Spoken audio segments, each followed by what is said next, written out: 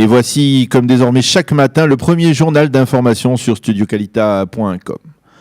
C'est confirmé, Donald Trump sera en Israël les 22 et 23 mai prochains, c'est-à-dire dans moins de 3 semaines. Plus d'1 millier de personnes accompagneront le président Trump dans son déplacement en Israël. Donald Trump pourrait prononcer un important discours sur le site historique de Masada.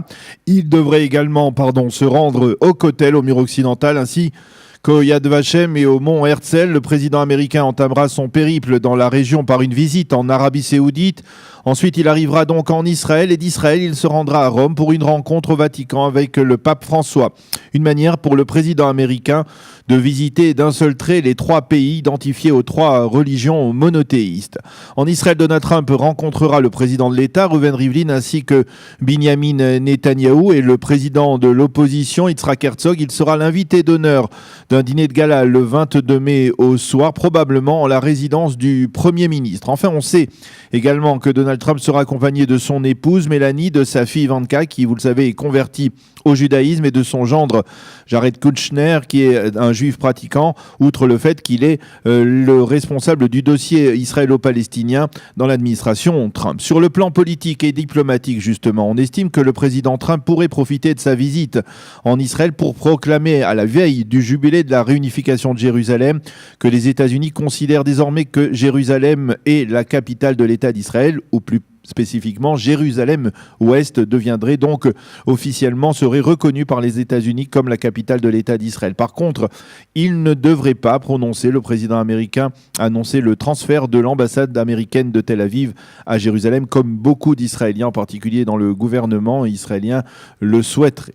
Durant sa visite, Donald Trump se rendra aussi à Bethléem pour y rencontrer Mahmoud Abbas, mais selon des sources israéliennes, Trump n'a pas l'intention pour l'instant d'organiser durant son séjour une rencontre tripartite avec Binyamin Netanyahou et Mahmoud Abbas. L'un des objectifs majeurs de cette visite pour Trump est de tenter de relancer le processus de paix. Après ses entretiens en février avec Netanyahou et avant-hier avec Mahmoud Abbas à la Maison-Blanche, Donald Trump est persuadé qu'il y a une opportunité actuellement pour relancer le processus de paix et il dit ne pas vouloir rater cette occasion. Selon les proches de Donald Trump, lors de sa visite à Riyad, le président américain devrait participer également à une conférence régionale avec de nombreux chefs d'État sunnites de la région, en particulier des Émirats du Golfe Persique.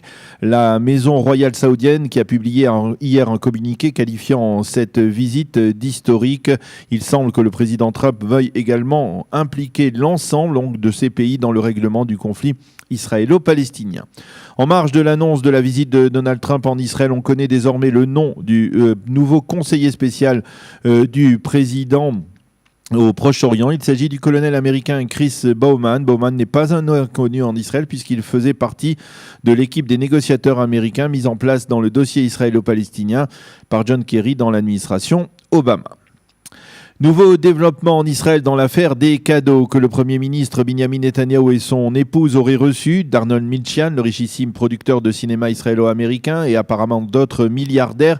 L'une des juristes du parquet israélien qui accompagne l'enquête avec la police, Liat Ben-Ari, a affirmé hier que, selon elle, personne ne recevait gratuitement des cadeaux pour des centaines de milliers de shekels et même lorsque un cadeau est modeste, lorsqu'il est fait à une personnalité publique, eh bien, ce cadeau devient problématique, a affirmé Liat Ben-Ari. Ce faisant, elle rejette l'argument avancé par Binyamin Netanyahou et par ses proches, selon lequel le Premier ministre n'a jamais rien donné en échange des cadeaux reçus par ses amis milliardaires. Cette déclaration laisse sous-entendre que le parquet israélien devrait recommander, à la suite de la police israélienne, à l'issue de cette enquête, d'inculper Binyamin Netanyahou dans le dossier 1000, le dossier donc des cadeaux.